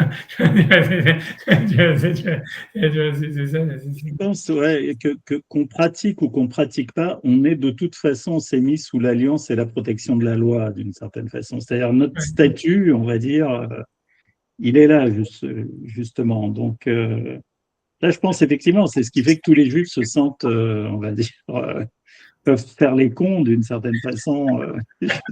Ils ont non, on a ça en nous. On sent qu'on est effectivement dans quelque chose d'organisé, on va dire, et que c'est pas qu'on est intouchable évidemment, mais on va dire on nous touche d'une certaine façon. Il y a des règles du jeu, etc. Alors qu'effectivement, du côté des nations, du reste du monde, on voit que bon, il calme ses nerfs comme ça un certain temps, et après, s'il pète les plombs, effectivement, là, ça peut faire très très mal, quoi. Ça peut faire très. Ben, je sais pas, j'ai l'impression comme ça qu'on est. C'est bizarre quand même parce qu'on est vu quand même comme les enfants aussi du bon Dieu. On est les enfants du. Parce qu'Hachem, il est plus nordique que ce qu'on croit. Alors les enfants, bon, ouais. Mais c'est parce que il y a un lien, mais ça peut faire plus mal encore, on va dire, si tu vois ton fils qui se révolte plutôt qu'un kidam comme ça, ou même quelqu'un. C'est compliqué. Ouais, mais je pense que qu'Hachem, il est plus nordique que ce qu'on croit, tu vois. Je pense aussi que c'est ça l'histoire, tu vois. Mais je pense que c'est beaucoup ça, tu vois. Quand tu dis, toi, toujours que les antisémites, tu vois, parce que Soral, tu vois, quand il appelle les Juifs, ils appellent toujours la communauté organisée. Et tu vois, mais voilà, mais je pense que c'est vrai, sauf qu'il n'a pas compris que c'est pas organisé comme une cabale, etc. C'est qu'en fait, on est organisé dans notre relation au divin, tu vois, c'est ça l'histoire. Et donc, comme on est organisé alors, c'est sûr que voilà, c'est ça ce que, voilà, c'est tout. C'est aussi simple que ça, je pense qu'il a bien défini, sauf qu'il n'a pas compris, tu vois, mais c'est ça. C'est vrai que c'est organisé, c'est ça le point, c'est le mot, en fait. Tu vois, mais en fait, c'est ce qu'Hachem il veut, tu vois, c'est parce qu'en fait, Hachem, il aime l'organisation, Hachem, il est nerdy, tu vois. Donc, ça veut dire, tu vois, c'est possible, tu vois, on ne peut pas savoir ce qu'est Hachem, il est, etc. Mais ça veut dire, encore une fois, mais ça veut dire, c'est sûr que, comme une fois, il y a quelque chose, tu vois, de l'ordre de l'affect, des souffrances, des choses comme ça, a priori, c'est Hachem, il n'est pas parfait, etc. Mais en tous les cas, c'est clair que pour lui, ça veut dire l'organisation, ça veut dire l'ordre, c'est quelque chose on voit clairement que c'est important pour lui, tu vois. Ça veut dire, tu vois, puisque tu vois les lois de la nature, etc., il a du mal à faire des miracles, du mal à changer c'est ce que Maïmonide dit dans le Guide des Égarés, que le verset qui dit à Elohim, le verset dans Elohim Mevakesh et Tanir Daf, ça veut dire Hachem, il aime il aime les systèmes, c'est ce qu'il dit là, Rambam, tu vois, c'est comme ça qu'il explique le passouk, ça veut dire, le verset il dit, Hachem, Dieu, il aime le poursuivi. Le sens idéal, ça veut dire qu'Hachem, il va être toujours du côté de la victime, tu vois, c'est l'explication comme ça qu'on explique, Elohim Vakash Tanir Daf, même un tzaddik qui est Rodef, qui poursuit un rachat, Hachem, il va se mettre du côté de celui qui est poursuivi, il va toujours être du côté du poursuivi. Ça, c'est le pshat du passouk normalement. Et Maïmonide, dans le Guide des Égarés, il interprète le verset complètement différemment, comme disant non, Hachem Nirdaf, ça veut dire la chose qui est systématique. Hachem, il aime les choses systématiques. Et donc, tu vois, donc je pense que sur ça, je pense que ça, on peut prendre Maïmonide pour quelque chose de. Je pense que c'est sûr, sur ça, Maïmonide, il avait bien compris, je pense, tu vois, je pense que voilà, comme Maïmonide, c'est tous les mecs qui sont comme ça, ils ont un super haut niveau parce que tu vois, ils sont hyper systématiques, tu vois. Et c'est clair que c'est ce côté-là qu'il y avait chez Platon, qu'il y a dans la science, qu'il y a dans la Torah, etc. Ça veut dire, c'est sûr que c'est quelque chose, ça serait un des attributs, tu vois, même quand on parle des sphirotes, on te dit, voilà, c'est 10, elles sont organisées, tu vois, que les sidranes, etc., comme le corps humain, il est organisé. Donc, il y a quelque chose, tu vois, ça veut dire, il y a l'affect, mais il y a, en fait, au fond, l'organisation, elle semble en tout cas avoir un impact, une prépondérance par rapport à l'impact, tu vois, par rapport à l'affect. Si, ouais. J'en sais rien, tu vois, c'est compliqué, tu vois, mais ça a l'air d'être vrai, tu vois. Après, c'est pour ça, et le fait, tu vois, que si tu veux même aller plus loin, si tu veux, ça expliquerait d'où ça vient, d'où c'est venu, même la psychanalyse et la psychologie et tous ces machins-là, c'est-à-dire d'expliquer que même l'affect, en réalité, il est structuré, comme il dit là, structuré comme un langage, mais c'est avant tout une structure, tu vois. Et au fond, tout le monde sait que c'est vrai, si tu veux. Ça veut dire, et tout le monde sait que c'est vrai, bien qu'on a du mal à le voir, tu vois. C'est pour ça que tout le monde a tellement peur de la technologie, etc. Parce que si on pensait en fait que l'affect, il n'était pas structure, c'était pas une structure, alors on n'aurait pas peur tu vois, de l'intelligence artificielle ou ces choses-là, etc. Comme disant qu'ils vont nous remplacer, parce que tu vois, non, on va dire voilà, notre imagination, notre bassin, nos affects, notre truc humain, c'est assez insoluble dans la technologie. Mais en réalité, tout ce que la psychologie, tout ce que les sciences, tu vois, les sciences humaines avec des grands guillemets sur sciences, en fait, elles montrent que non, qu'en réalité, la structure, en fait, ça veut dire l'humain, c'est avant tout une structure, tu vois.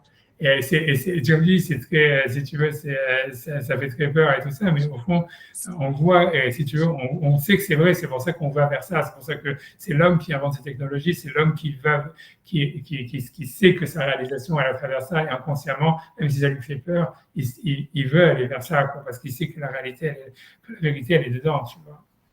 Mais c'est pour ça, tu vois, c'est pour ça. Donc en fait, c'est pas étonnant qu'on soit proche d'Hachem par la Torah, même si c'est qu'un système, parce que en fait, qui dit, tu vois, qu'il y a autre chose qu'il y a le système, mais ça veut dire, c'est possible que l'affect, il est lui-même, tu vois, structuré, que c'est qu'une structure, c'est que l'expression d'un système, tu vois.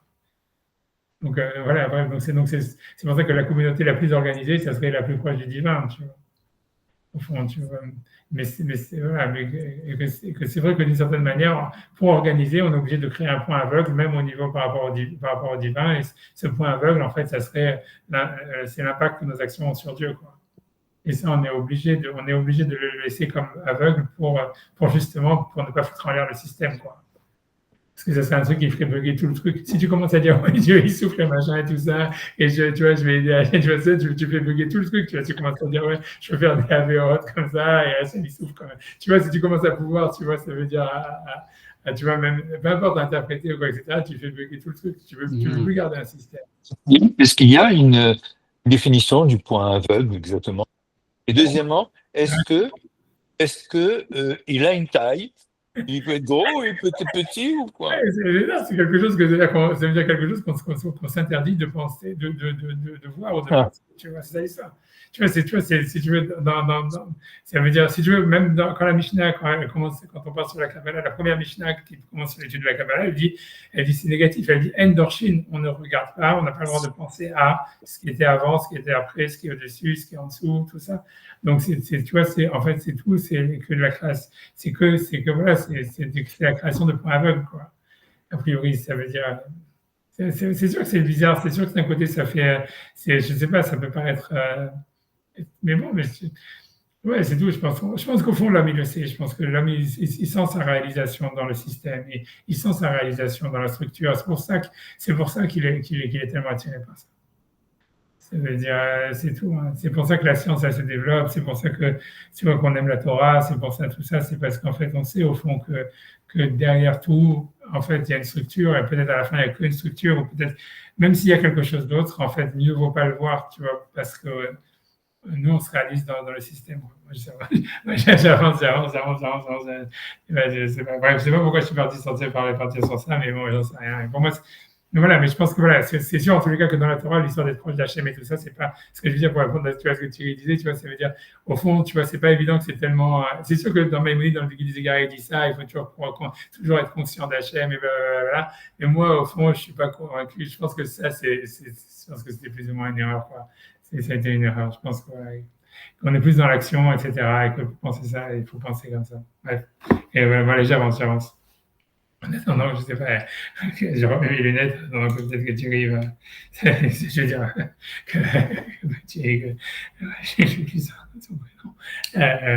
Tu vois, Yves, on a parlé. Donc on y va, on avance, donc on va avancer. Donc, ok. C'est pour ça qu'ils ont appelé, donc, nos maîtres, ils ont enseigné, ils ont dit dans plusieurs endroits, les Gam Avon, donc dans la faute qu'on fait, si jamais il y a un défaut dans la faute, Gam Ikunin Shel Melech, ça veut dire qu'on ferait une faute uniquement dans la statue du roi. Au Vézoar, donc, a priori, au Vézoar Yitro, au Begin Kar, Man de Pacha Bepikoudé Waïta, qui Man de Pacha Begoufa de Malka. Donc voilà, donc là il commence.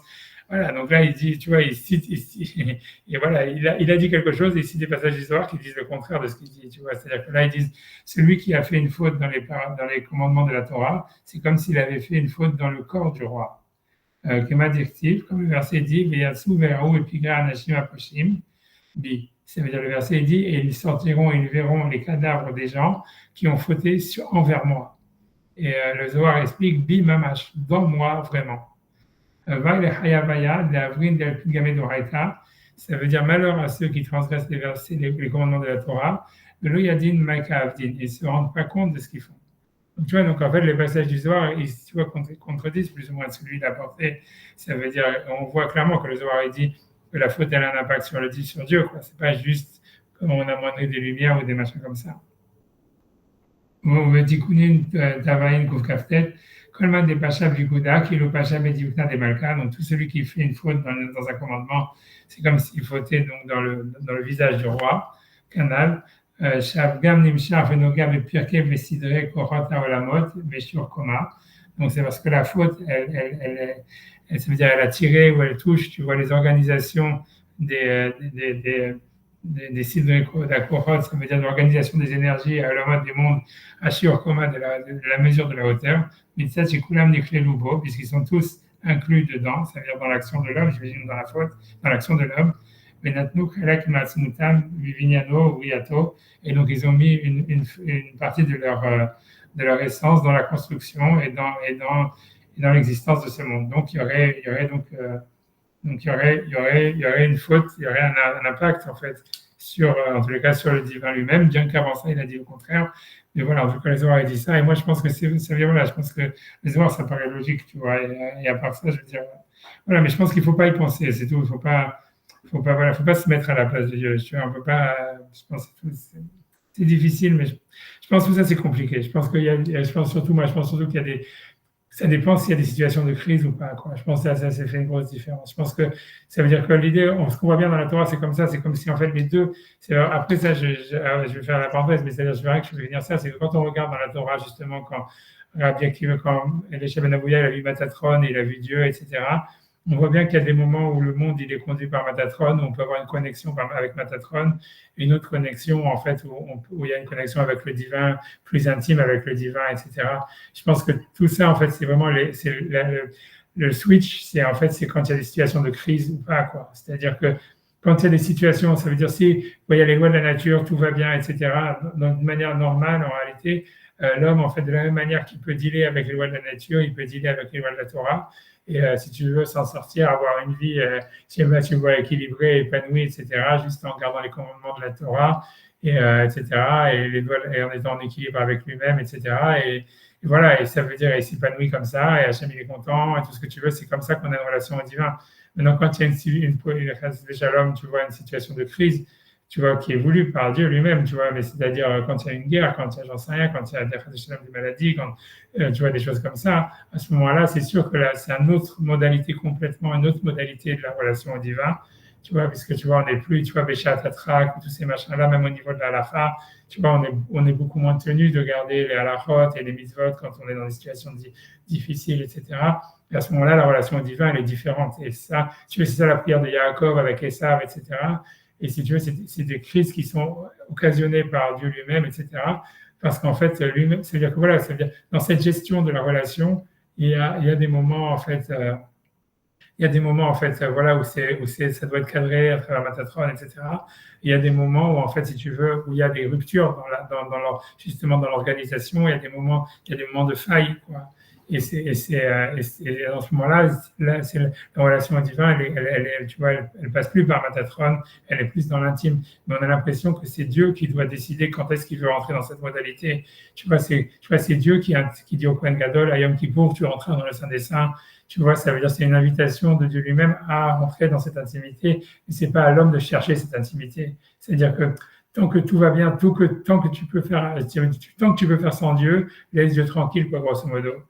Tu vois, ça veut dire, c'est que si jamais tu te retrouves dans une situation où tu es forcé, tu es dans une impasse, etc., c'est là où, en fait, tu vois, tu dois rentrer dans le Saint des Saints, etc., etc. Mais c'est pas la modalité normale, quoi. Tu vois, on ne sait pas pourquoi on passe des périodes comme ça, des périodes de calme, des périodes de crise, mais en tous les cas, c'est une alternance et on a l'impression, comme il dit Maïmonide, tu vois, que Dieu lui chercherait vraiment plutôt, il préfère les périodes de calme tu vois, où tout est organisé plutôt que les périodes de crise où il faut aller se dépasser pour aller vers un divin plus intime, etc., quoi. Mais ce que je veux dire, mais les deux modalités existent, c'est ce que je veux dire, c'est simplement, c'est tout, tu vois. Maintenant, pourquoi, mais on a pas, c'est pas à l'homme, on a l'impression que c'est pas à l'homme de choisir, tu vois, comme l'esclavage en Égypte et tout ça, ça veut dire, tu vois, c'était pas à l'homme de choisir de se mettre dans une situation de crise ou de chercher une relation avec le divin intime, tu vois, pour entrer dans un truc mystique, de se mettre dans un monastère, tout ça, etc., quoi. Ça veut dire, si jamais Hachem il fait que, tu vois, comme Eliyahu Hanavi ou un truc comme ça, que le type il doit vivre dans l'isolement, etc., dans le désert, secluded, etc. Alors ça veut dire que c'est ça ce que Dieu il veut. Donc à ce moment-là, il va entrer dans cette relation, mais c'est pas l'initiative de l'homme, c'est l'initiative d'Hachem, si tu veux, voilà, un truc comme ça. Une question bête, une question bête, Raphaël. Comment sait-on que c'est Dieu qui veut? Parce qu'en vrai, ça veut dire s'il y a une crise, tu vois, c'est comme tu vois, dans l'histoire de Yaakov, par exemple, tu vois, c'est-à-dire qu'on voit bien que, tu vois, en fait, quand tu regardes ça veut dire dans toute la Torah, bien qu'on nous parle de la force de la prière, tu vois, puisqu'on dit, quand Hachem dit à Abraham, prie pour celui-là, fais ça, etc. Mais il y a vrai, si on parle un petit peu de, voilà, par exemple, dans l'histoire de Yaakov, il y a deux prières vraiment intimes, il y a une seule vraiment prière intime, où Hachem, si tu veux, c'est comme si quelqu'un il veut faire une prière à Hachem en le prenant par les sentiments. Si tu veux, c'est Yaakov, quand il est attaqué par Esav, il dit Atzilenina, sauve-moi par pitié de Esav, etc. Et tu m'avais promis, et tout ça, etc. Ça veut dire, il y a une relation, tu vois, ça veut dire, c'est la seule prière dans la Torah qui nous est décrite, où il y a une relation, ça veut dire où la personne, où Dieu, Yaakov, il s'adresse à Hachem comme s'il s'adresse à son ami, si tu veux, en disant voilà, machin, etc. Et voilà. Et l'idée, c'est parce que, en fait, si tu veux, parce qu'il est dans une situation de crise, ça veut dire, même s'il se prépare à la guerre, même s'il envoie des cadeaux, etc., il sait que c'est quand même, tu vois, comment dire, un long shot, ça veut dire les chances de succès, elles sont en fait tu vois, malgré tout faibles. Et donc, en fait, c'est pour ça qu'il s'est dit, OK, maintenant, tu vas prier à Hachem, tu vois, après avoir fait Maïchalout, mais c'est une prière qui est vraiment, tu vois, qui n'est pas de l'ordre de la prière rituelle, si on veut, ou quelque chose comme ça. C'est pas de la prière, c'est une prière, tu vois, qui est de l'ordre de l'intime, etc., parce que la crise, elle est là. Ça veut dire, ils voient Esav qui vient avec 400 soldats pour l'attaquer. Donc, tu vois, voilà, donc c'est là où il voit, comme tu poses la question, c'est là où il voit qu'Hachem, il veut qu'il fasse cette prière, si tu veux. Donc, il va s'adresser à Hachem d'une manière intime parce que Hachem l'a mis dans une situation de crise. mais même si tu veux, même quand tu regardes l'autre prière qui est moins intime, en tous les cas où on nous dit qu'est-ce qui s'est dit, puisque en général, dans les autres prières, on ne sait pas qu'est-ce qui se passe, puisqu'on dit voilà, Hachem, il a écouté la prière des enfants d'Israël en Égypte, mais on ne sait pas ce qu'ils ont prié, comment ils ont prié, ni rien, toutes les prières. Mais la seule autre prière qu'on a, c'est avec Abraham, avec Sodome et Gomorrhe, où c'est une sorte de marchandage. Mais là-bas aussi, si tu regardes, c'est Hachem qui dit est-ce que je peux ne pas dire à Abraham cette chose-là, blablabla. C'est tout ce passouk introductif qui est très étrange, tu vois, où il y a beaucoup de commentaires. Ça veut dire alors que je sais qu'Abraham sera une grande nation, et blablabla, blablabla, mais ça veut dire c'est Hachem c'est pas Abraham qui décide de prier pour les gens de Sodome, c'est Hachem qui va vers lui et qui lui dit voilà, je vais devoir détruire Sodome, est-ce que tu veux faire quelque chose pour eux, tu vois, et que lui s'est dit ok, si on m'invite, si tu veux. Alors, mais ça veut dire la prière, elle est invitée par Hachem, elle n'est pas l'initiative d'Abraham. Même cette prière-là, ça veut dire c'est une initiative, c'est Hachem, tu vois, qui l'invite. C'est exactement comme l'histoire du rentrer quand Hachem dit à Aaron, tu ne rentreras pas dans le sang des saints tous les jours, etc.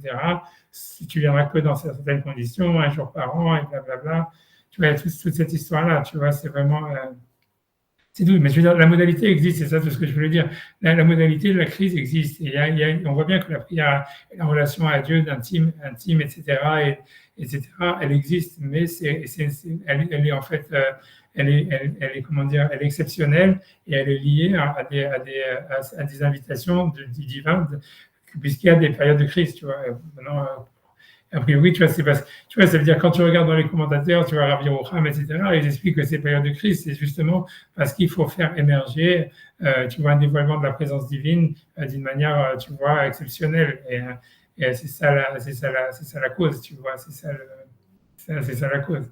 Pour lui, tu vois, ça veut dire, c'est la même chose, tu vois, qui s'est passé pendant la Shoah ou des choses pareilles, quoi. Ça veut dire peut-être que, tu vois, s'il y avait comme ça s'est passé à Purim, quoi, si tu veux.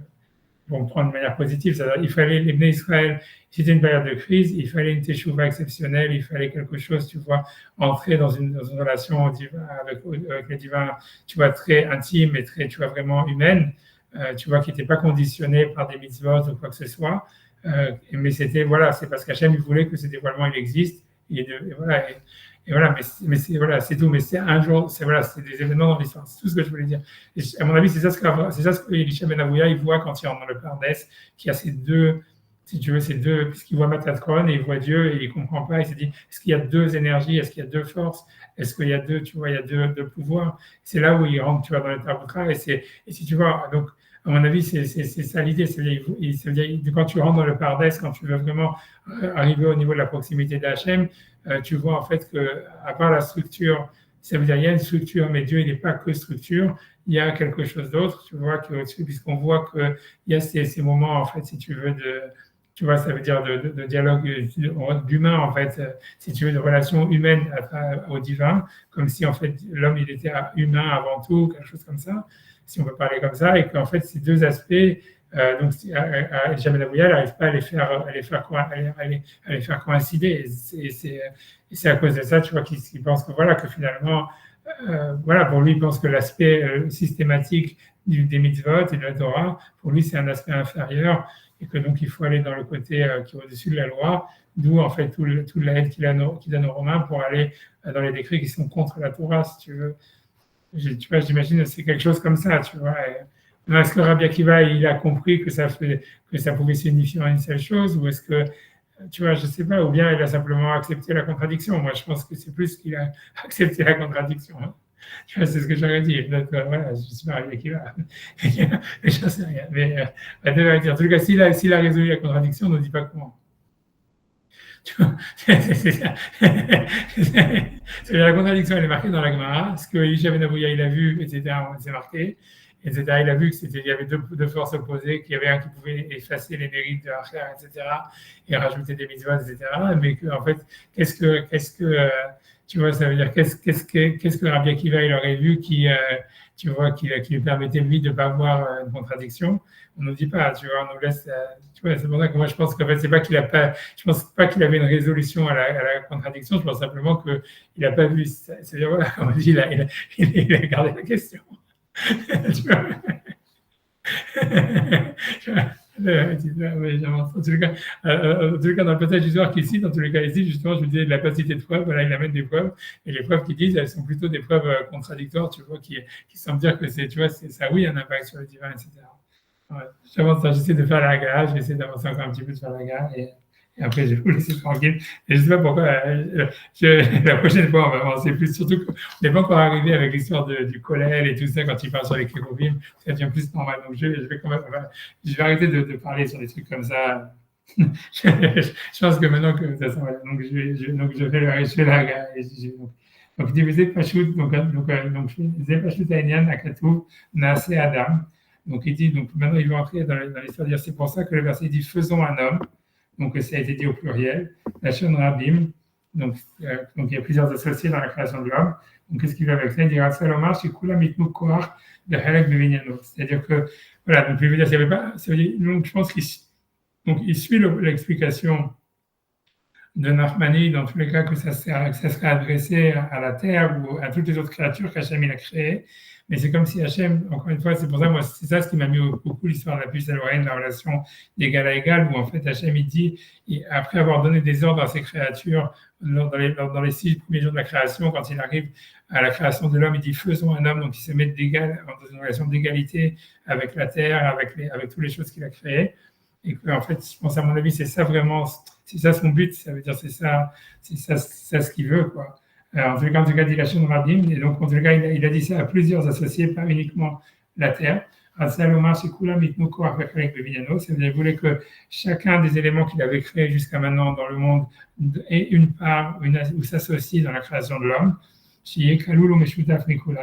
qui soit en fait associé et qui soit donc rassemblé de toutes ces énergies qu'il avait créées dans l'univers jusqu'à maintenant, qui me voit le Pirouche Borach, le Tikkun et Zohar Hadash, comme c'est expliqué dans le Tikkun, dans les arrangements du Zohar Hadash, Berayamna, Pinchas, Resh Yutet Amudbet, Behen Katav Afraim Vital, Beshar Gdusha, Chalek Gimel Sharbet, ou Likuté Torah, Parashat Tissa, Parashat Azinu Einsham. Ok, donc tout ça, c'est des citations pour dire en fait que donc chaque chose, elle était, ça veut dire, tout l'univers est associé dans l'homme. Et donc, l'homme, il est intégré de tous les univers, donc son action, elle aurait un impact sur tous les univers. Donc, le Bereshit Rabba dit, voilà, le verset dit, Elohim dit, faisons un homme, des minimlach, à qui il a demandé conseil, ou à qui il est en train de, voilà, il demande conseil, ou à qui il parle.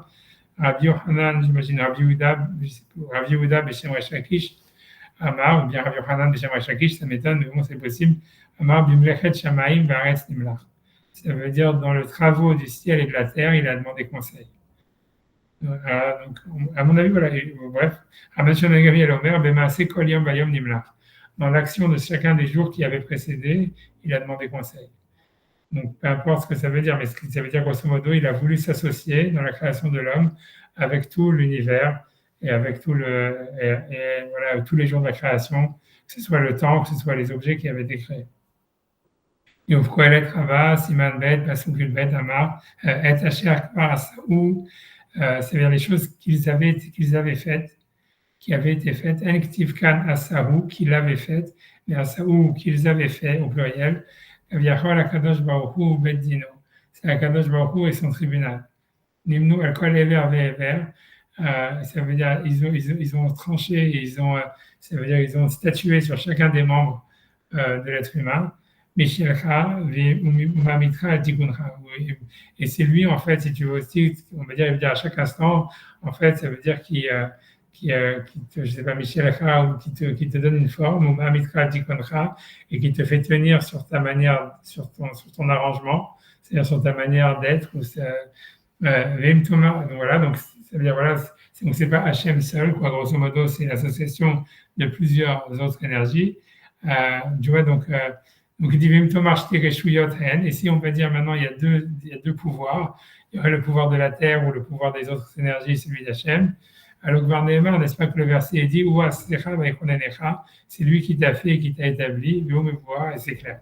Je ne sais pas en quoi c'est clair, mais ce qui veut dire, ce qui veut dire par là, il veut dire que l'homme, ce qui veut dire par là, c'est que l'homme, il unifie Dieu avec le monde, quoi, grosso modo. Ça veut dire, c'est-à-dire, tu vois, c'est l'homme, il a en lui-même ça veut dire cette pluralité, si tu veux, le fait qu'il est en fait le fruit de tout ce qu'il y a dans l'univers. Et donc, en fait, il a toutes ces contradictions, toutes ces énergies qui sont contradictoires, qui vont dans tous les sens. Et en même temps, ça veut dire qu'il a une unité, il est un en lui-même. Et donc, en fait, ça veut dire dans ses actions, il réunifie, c'est en ça que lui, il est le seul capable de réunifier Dieu avec l'univers. Parce que si tu veux, il a l'expression du un dans la matière et dans l'éclatement qu'il y a dans la matière et dans le monde, quoi. Ouais, donc c'est ça ce qu'il veut dire. Donc, tout ça dans ce chapitre, ce qu'il voulait dire a priori, c'est que l'homme, à travers ses actions, il réunifie Dieu avec l'univers et que c'est ça son but. Mais principalement, pour lui, l'idée, c'est de dire que l'action, elle est principale. Ça veut dire avant tout, quoi. Ça veut dire la proximité au divin, c'est du vécu, c'est vécu dans l'action. C'est pas une recherche spirituelle, c'est pas une recherche d'ascèse spirituelle, etc. C'est vécu en fait à travers l'action et c'est dans l'action qu'on réunifie Dieu avec l'univers et donc on fait un avec l'univers et donc on est dans l'ascèse, dans la proximité avec le divin maximal. Ça, c'est ça ce qu'il a dit dans ce chapitre, etc. Après ça, sur l'histoire de la Pâque des fautes et compagnie, on va dire, c'est Dieu. C'est pas, voilà, il ne faut pas trop y penser, on va dire. C'est ce que je dis, on a fini le chapitre 6, je sais pas commencer le chapitre 7, mais ok. Bon, ouais. J'ai un peu s'arrêter là, si vous avez des questions, qu'est-ce que vous voulez? Ah, ça, là, j'ai envie ça. Moi, que je fais les premières lignes pour Thierry, que lui, il a la superstition de ne pas s'arrêter en fin de chapitre, voilà, alors je vais lire 3 lignes et c'est tout.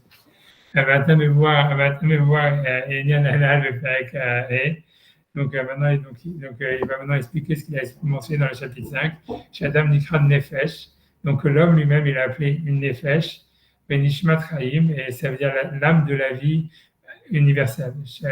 Chez Ribéry Olamot, donc, il est l'âme de la vie de milliards d'univers qui sont en lui, qui s'expriment en lui, et donc, à travers ses actions, Hachem s'unifie au monde à travers ses actions à ses univers. Lo nefesh ke nefesh anatmun bedabou mamash betor goufa adam. Mais dit, mais c'est pas comme l'âme. Donc il veut dire que bien que l'âme dans le corps, elle est vraiment collée au corps humain, mais lui veut dire que l'homme qui est l'âme de l'univers, il serait moins collé en fait à l'existence de l'univers que l'âme du corps, quoi. Donc il va, ok, ça va se faire la prochaine fois, etc. Ce qu'il veut parler, a priori, ce qu'il veut introduire, c'est une notion d'étrangeté qu'il y aurait quand même entre l'homme et l'univers, quoi. Mais je sais pas, tu vois, je sais pas exactement, tu vois, ce qu'il va dire avec ça. On verra ça.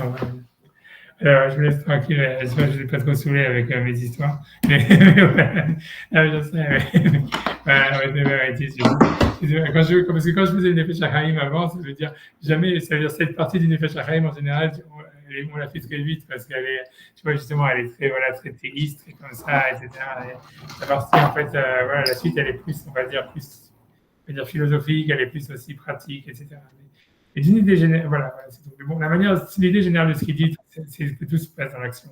Tout, ça va être comme ça. Ça veut dire, même la pensée, elle est dans l'action. Ça veut dire, la pensée, elle est vécue au présent.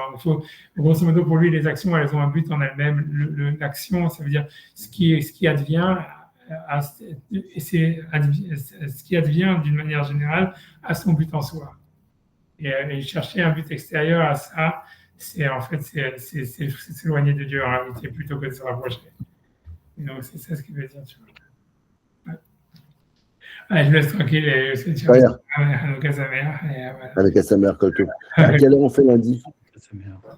Comme vous voulez, ouais, c'est comme vous voulez, je sais pas. T'as pas mincha ou un truc comme ça là? Ouais, maintenant, tu vois, ça veut dire, je sais pas, avant, si on faisait 1h30 ou 1h ou 2h, comment ça va, c'est comme vous voulez. Ok. 1h30, c'est bon. C'est bien, c'est bien. Allez, 1h30, alors c'est bien. Kolto. Allez, Shabbat shalom. Shabbat À Hanouka. shalom.